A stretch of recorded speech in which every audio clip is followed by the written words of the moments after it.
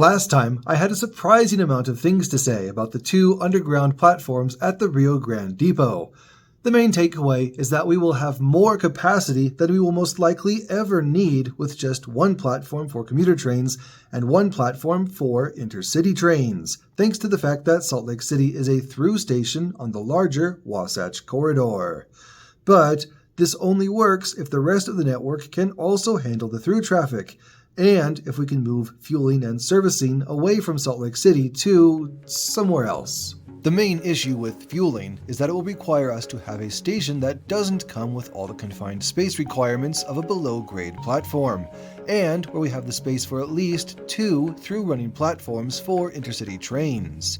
2 platforms will allow a following train to enter the station and begin its own servicing cycle while the train ahead of it is still being serviced, like cars making a pit stop during a race.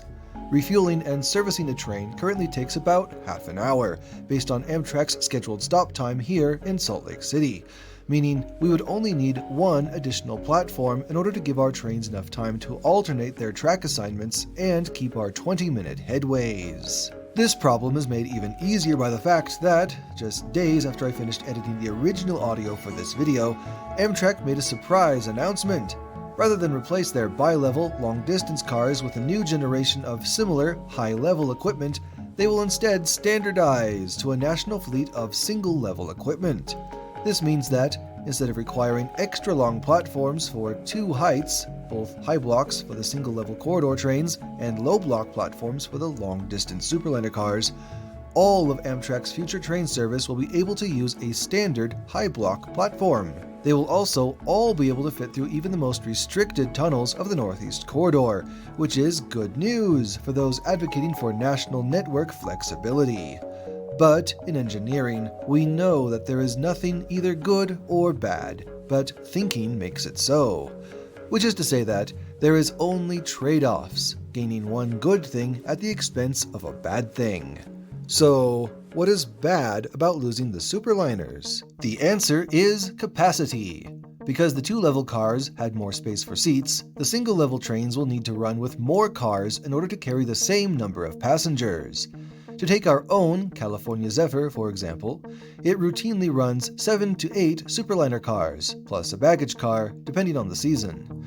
To run the same number of seats and bedrooms, a single-level train will need to run at least 10 cars, which puts us right up against the limits of our current infrastructure. Denver Union Station, for example, has platforms 935 feet long, which is exactly enough for 10 passenger cars, plus a baggage car, and 2 locomotives. There is no more room to add on a seasonal extra coach, or even the private dome cars that sometimes rent space on the back of Amtrak's trains. If a 10-car single-level train is to be the new standard, the only way to increase capacity will be to add additional departures. But that's okay. We even accounted for that in the last video about capacity, and the long tangent about the lack of a need for a special service from Salt Lake City to Boise. Next week's video will also have more to say about multiple daily departures. But first, what does this change mean for our Rio Grande plan?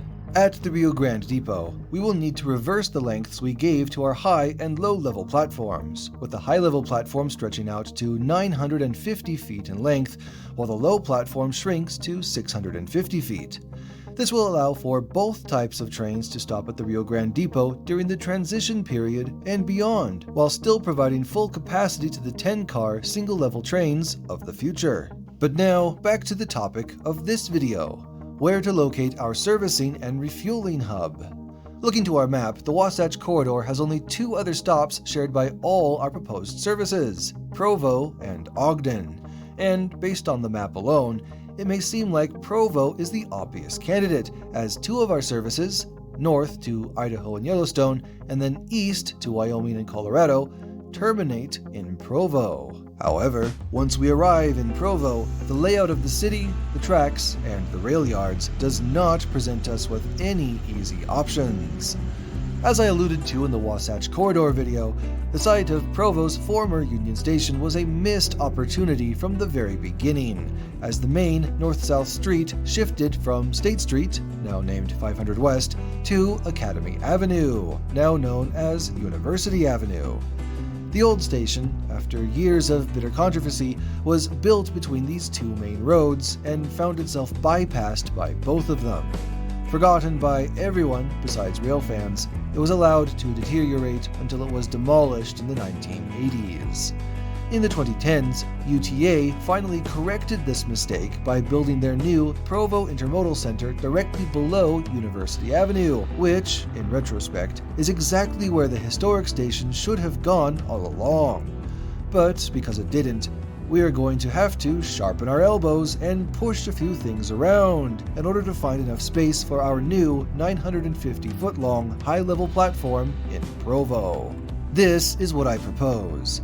Starting at Freedom Boulevard, or 200 West, we will split apart these two Union Pacific mainline tracks by moving the southern track farther south until we can just barely fit in the high-level platform, which I am showing as 25 feet wide, the same width as in Salt Lake City. This, of course, requires us to move about a dozen complicated switching mechanisms, but it also assumes that Union Pacific will be amenable to working with our state-supported rail agency in building a high-level platform directly on both of its mainline tracks, which, to my knowledge, has never been done anywhere on the entire Union Pacific system. For Brightline and the Florida East Coast Railways, yes, but for Union Pacific, not yet. But we really don't have much of a choice. This station location does not have any room for additional passenger-only tracks, and the major junction for trains headed to Moab or Cedar City is located here, extremely close to our station site. I suppose we could take a second look at UTA's first proposed station site for Provo, the Center Street Viaduct. But with so many later developments tied to the current site, such as the new pedestrian bridge and the UVX BRT line, it's almost certainly too late for that. What we do have space for, thankfully, is a third freight track, one that will bypass the high block platform similar to what is found even on Brightline. This is a critical feature to include, since this rail route through Provo is an important connection on the Strategic Rail Corridor Network, or Stracnet. This is the map of all rail corridors designated for movement of objects of strategic military value, which includes everything from treaded vehicles all the way up to nuclear cargo containers, both of which are wider than even the widest of freight cars. Pushing out the rail corridor this extra distance will have severe impacts on 600 South Street and will probably require the creation of a Freedom Boulevard viaduct. While we're at it, we should probably also shift UTA's southern frontrunner track another 5 or 6 feet to the south, so that we can widen the UTA platform enough to compensate for all the elevators and escalators we will eventually build at the platform's center. The reason for all these escalators and elevators is to keep the station platforms grade separated, so that no passengers will need to cross active train tracks in order to reach their trains. Like the Rio Grande Depot, these stairs, escalators, and elevators would reach platform level from above, where a new station building will be built directly above our 5 railroad tracks. Entrances on the east and west ends can open up directly to the sidewalks of the University Avenue and Freedom Boulevard viaducts, but it is the south entrance, leading to the bus bays, the private vehicles, and transit-oriented developments, and the north entrance, with a walking route directly into the city via 100 West, that will almost certainly get the most traffic. While this will be a very good station for Provo, it doesn't meet our needs for being a hub of refueling and servicing for our statewide and long-distance services. Perhaps a separate layover facility, sometimes called a running repair shed, can be built just south of Provo to provide a place for trains to be parked overnight, ahead of early morning northbound departures. But again, this would only apply to our statewide network and would be unhelpful for our long-distance trains. This means that our only option left is Ogden. If we can't find enough space for servicing there, then we will have to rethink our entire Rio Grande plan and our statewide rail network. But look at this! there is plenty of room between the station and the current yard to build out not only all the tracks and platforms we need, but also all the development needed to pay for them too. What a stroke of luck! Or rather, what a return to history. From a railroad perspective, Ogden is and always has been the critical nexus of the state of Utah. While the historic depots in Salt Lake City each saw a few dozen trains per day at the peak of their demand, Ogden Union Station peaked at 120 trains per day in the mid-1940s, making full use of the station's 13 tracks. Despite my framing of this issue of finding a home for the maintenance hub as a question, done in order to occasion sensations of suspense and anxiety within the legal limits laid down by the Galactic Statute of Narrative Practice, the reality is that, logistically speaking, it was always going to be in Ogden. As I may have mentioned in a few other videos, Ogden is in the middle of a major planning and development effort to restore Union Station as a fully functional train station again, and to reintegrate it with the rest of downtown. This effort involves creating 2 development plans for Union Station. A short-term plan that can be put in place before the 2034 Winter Olympics, and a long-term vision that would make Ogden a true hub for passenger rail. Unlike Salt Lake City or Provo, Ogden connects to rail routes in all 4 cardinal directions. But with that access comes some complicated track planning. Until Amtrak stopped serving Ogden in 1997, passenger trains would arrive from the east, or local south, pass by the historic station, then go north. For the first phase of our Rio Grande plan, we will need trains to be able to access the station from the 2 opposite directions. Coming from the south, or local west, stop at the station, then turn west headed towards California over the Great Salt Lake Causeway.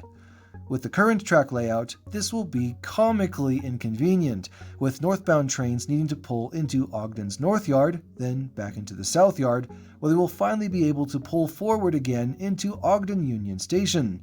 Then, to go west, they will once again have to back out from the station track into the South Yard before rejoining the main line to the west, since there is no current connection on the north end to the tracks going west. The long-term solution to this problem is fairly complicated. I'll refer you back to the 2024 video about the need for not just 1, but eventually 2 new flyover bridges, one on the south parallel with the existing UTA structure, and another one on the north for when direct service from Salt Lake City to Wyoming and Colorado is needed.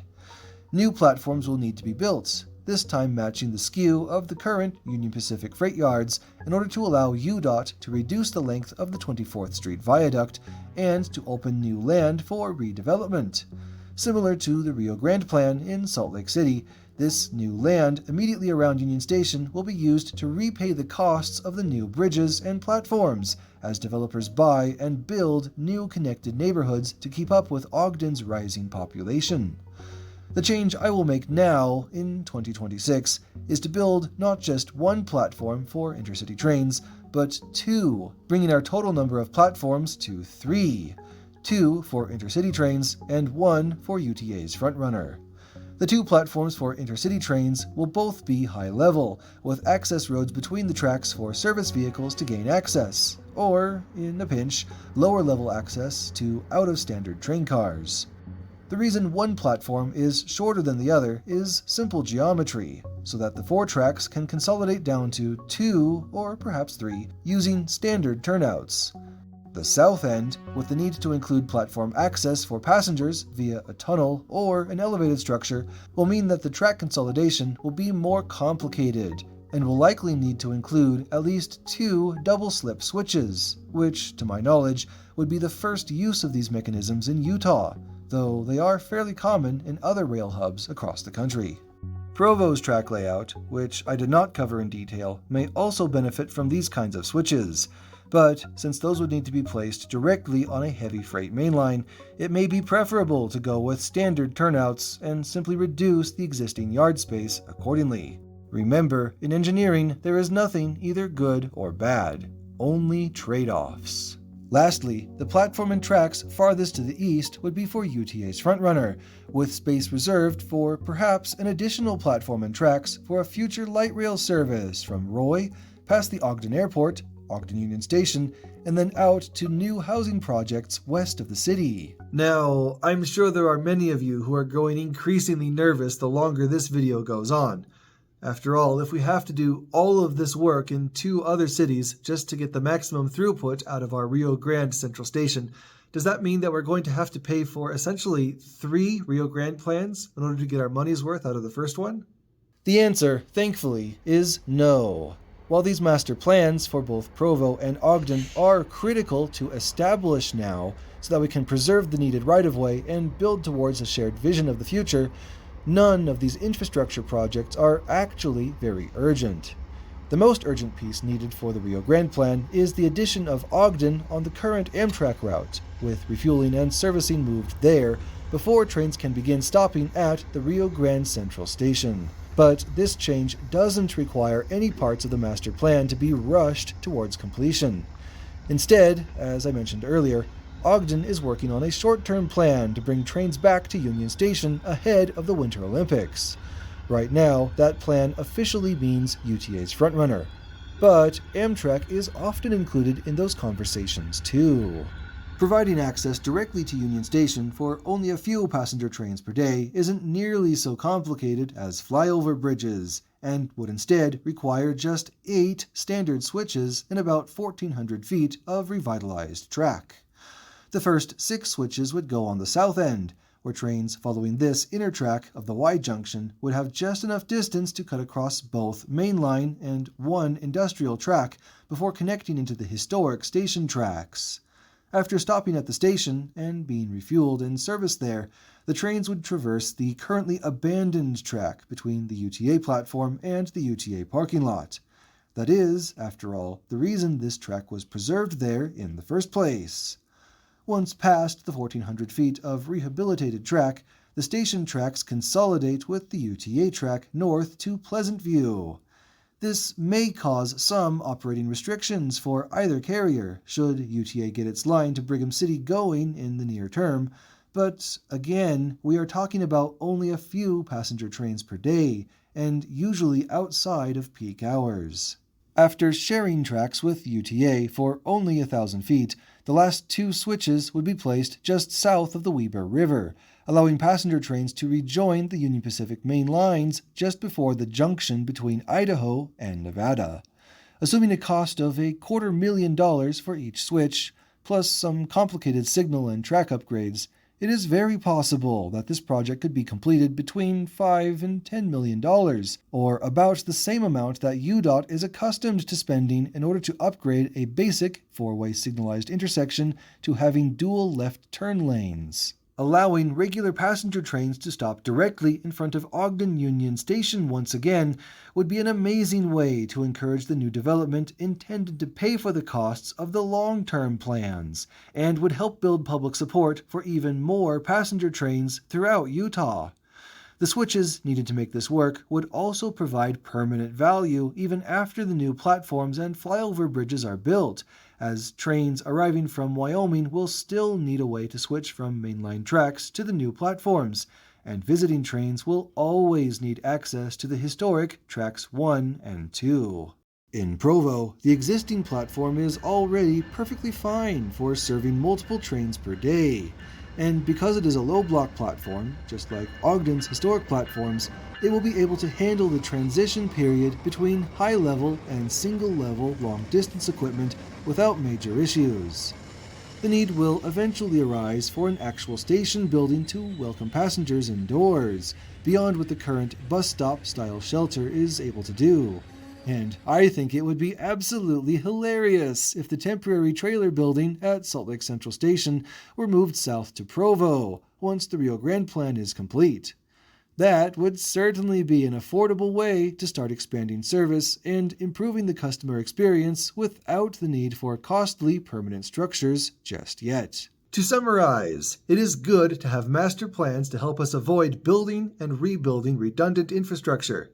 It is even better to have master plans that allow us to build great things in small pieces, as rising demand justifies the expense of continued expansion. But network advantages aren't limited to just the Wasatch Corridor.